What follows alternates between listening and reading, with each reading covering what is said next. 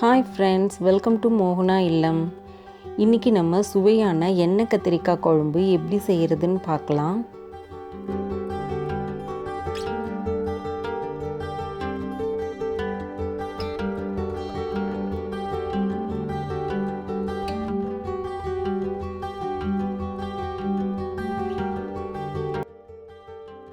முதல்ல வறுத்து அரைக்கிறதுக்கு என்னென்ன பொருட்கள் தேவைன்னு பார்க்கலாம்.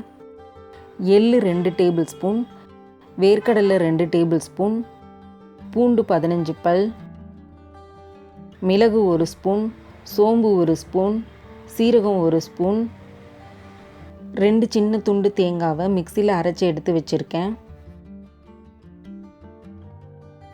1/2 கிலோ கத்திரிக்காவை நல்லா வாஷ் பண்ணிவிட்டு இந்த மாதிரி கட் பண்ணி எடுத்துக்கோங்க. கட் பண்ணும்போது உள்ளே பூச்சி ஏதாவது இருக்கான்னு செக் பண்ணிக்கோங்க. காம்பை முழுசாக நறுக்காமல் இந்த மாதிரி சின்னதாக கட் பண்ணிக்கோங்க. சின்ன வெங்காயம் 1 கைப்பிடி அளவு எடுத்து வச்சுக்கோங்க.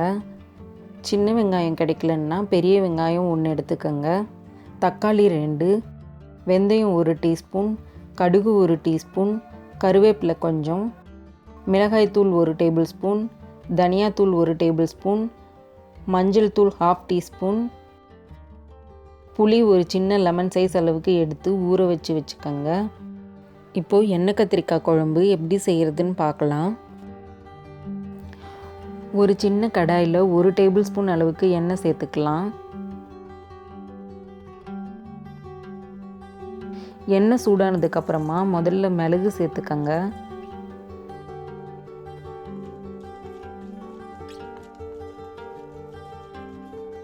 மிளகு பாதி வறுபட்டதுக்கு அப்புறமா சோம்பு சீரகம் சேர்த்துக்கோங்க. அது கூடவே வேர்க்கடலையும் சேர்த்துக்கோங்க. வேர்க்கடலை நல்லா வறுபட்டதுக்கு அப்புறமா எள்ளு சேர்த்துக்கோங்க. எள்ளு போட்டோன்னே சீக்கிரமாகவே வறுபட்டுரும், அதனால் கடைசியாக சேர்த்துக்கோங்க. எள்ளு வறுபட்டதுக்கு அப்புறமா ஸ்டவ்வை ஆஃப் பண்ணிவிட்டு தேங்காவை சேர்த்து வறுத்துக்கோங்க. கடாய் சூட்லேயே தேங்காய் வறுபட்டுரும்.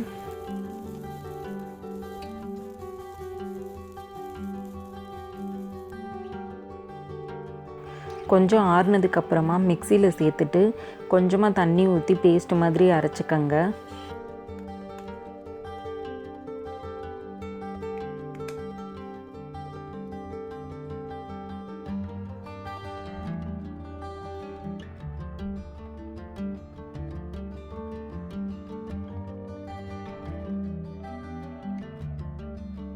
ஒரு அடிகனமான கடாயில் நல்லெண்ணெய் சேர்த்து கத்திரிக்காவை வதக்கிக்கலாம். இதுக்கு நான் 5 டேபிள் ஸ்பூன் அளவுக்கு எண்ணெய் சேர்த்துருக்கேன். இந்த ரெசிபிக்கு நல்லெண்ணெய் சேர்த்து செஞ்சிங்கன்னா ரொம்ப டேஸ்ட்டாக இருக்கும்.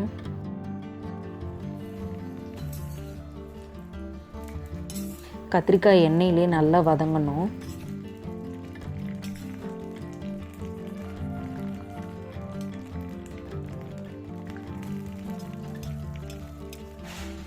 இந்த மாதிரி மேல் தூள் லைட்டாக ப்ரௌன் ஆகிற வரைக்கும் வதக்கிக்கோங்க.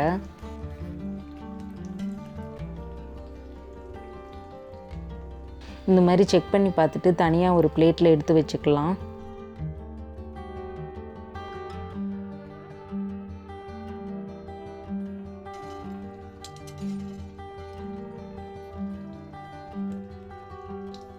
அதே கடாயிலேயே இன்னும் கொஞ்சம் நல்லெண்ணெய் சேர்த்துட்டு கடுகு சேர்த்துக்கலாம்.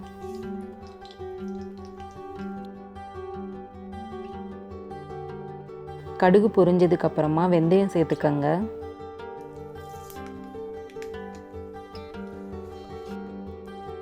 கொஞ்சம் கருவேப்பிலை சேர்த்துக்கோங்க.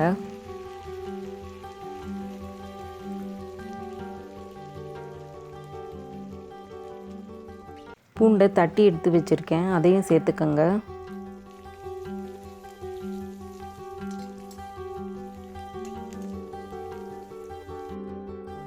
ஃப்ளேவருக்காக 3 காஞ்ச மிளகாய் சேர்த்துக்கோங்க.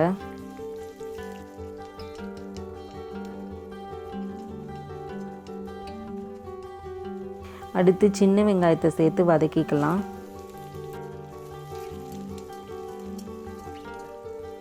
வெங்காயம் வதங்கிறதுக்காக 1 டீஸ்பூன் அளவுக்கு உப்பு சேர்த்துக்கோங்க. வெங்காயம் பாதி வதங்கினதுக்கு அப்புறமா கட் பண்ணி வச்சிருக்க தக்காளியை சேர்த்துக்கலாம். தக்காளி நல்லா மசிஞ்சு வர்ற வரைக்கும் வதக்கிக்கங்க. இதுலேயே மிளகாத்தூள், தனியாத்தூள், மஞ்சள் தூள் எல்லாத்தையும் சேர்த்து ஒரு தடவை வதக்கி விட்டுருங்க.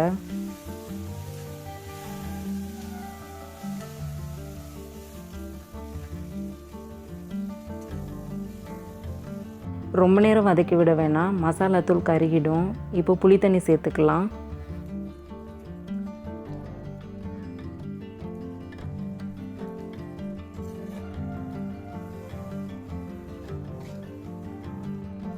இப்போது அரைச்சி வச்சுருக்க மிளகு சீரக பேஸ்ட்டை சேர்த்துக்கங்க.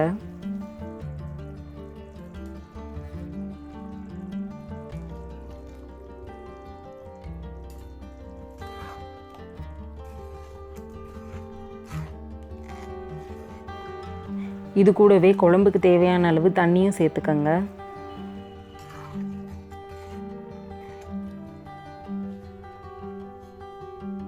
ஒரு டேபிள் ஸ்பூன் அளவுக்கு உப்பு சேர்த்துருக்கேன்.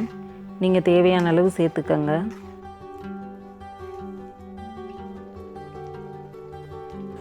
குழம்பு நல்லா கொதிக்க ஆரம்பித்ததுக்கப்புறமா ஒரு சின்ன துண்டு வெல்லம் சேர்த்துக்கிறேன்.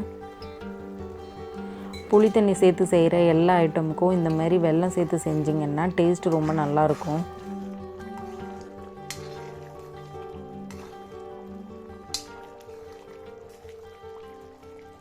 இது கூடவே வதக்கி வச்சுருக்க கத்திரிக்காயையும் சேர்த்துக்கலாம்.